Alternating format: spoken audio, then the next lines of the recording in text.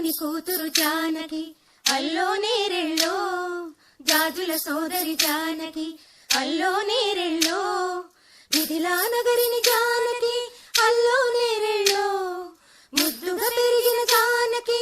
అల్లో నేరెళ్ళో, అందాల రాముని పరిణయమాడి అయోధ్య చేరును జానకి అల్లోనే